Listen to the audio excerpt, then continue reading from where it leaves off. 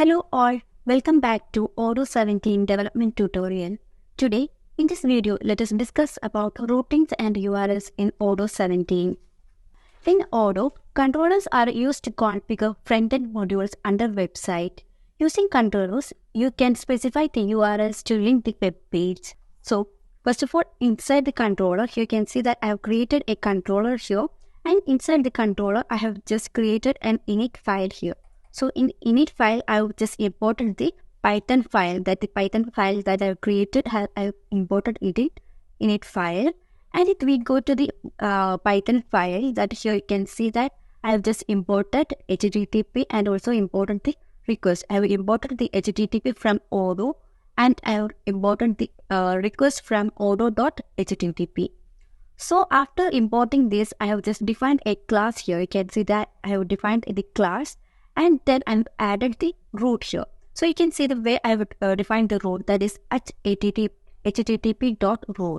And this is a decorator that allows us to navigate to a specific page. And this also aids in linking the given URL to a certain web page. And inside the routing, here you can see that I've added some keywords like URI, type, auth, and website. And first of all, here you can see the URI. Here you need to specify the URI first, and after that I've added the type. Here in the type, we specify the type of request, that is, it can be HTTP or JSON. And if we give the type as JSON, then the JSON requests are most suitable for executing methods on server and obtaining the result. And if we give the type as HTTP, this HTTP is used when we need to access some resources on the server, then we use the HTTP. And here you can see that after that I've added the auth. This auth, the auth defines who can access the URI and who can view the web page. We can give auth as public, user, none. In the case of public, anyone can access the URI, that is no restrictions, or anyone can view the web page. If we give the auth as user, then only logged in users can access the URI and also they can view the web page. And if we give the auth as none, then it is always active or mainly used by the authentication modules. After that, I have just defined the function here. You can see that I added the function, and after that I've just created a variable that is sale data, and to that variable I've just fetched the search data, that is I've searched sale order, and here you can see that inside that I have just added sudo. Sudo is a method where you can access a record set as a super user, that is sudo makes it possible to break all the access roles or the record rules. Here, we are going to fetch all the sale order details, and after fetching the sale order details, here you can see inside the value dictionary, I have passed the sale data like this. And now we can render the web page containing the data like this. That here we can pass the values. Here we can pass the values that is the dictionary with the required data along with the template.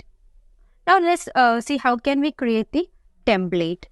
For that, let's go to the template. Here you can see that I have created a template, and here you can see that I have passed a unique ID in the template. And this ID, that is template sales data, I have called this template sales data in the controller. So here you can see that in the render, I have mentioned module name dot template ID. So this is how we mention the template ID. And let's go to the template. And here you can see that inside the template, I have given a header here, header like this. And also I have mentioned or added a table here. And inside the table, I have added the table headers such as sale order, customer, date, state, etc.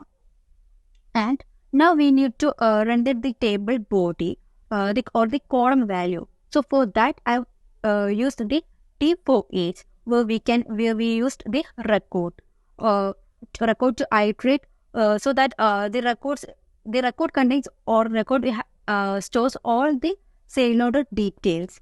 And I have taken in the record at a time as a order. So this order is basically a sale order object So we can access all the field values of the sale order record using the order dot. So here you can see that I've given the I've collected or I've added the field here, that is order dot name. So this is how we fetch the value. So I've added values to the column. So you can see that order dot name, order dot partner dot name, order dot date order date state. So we can fetch our values to the columns.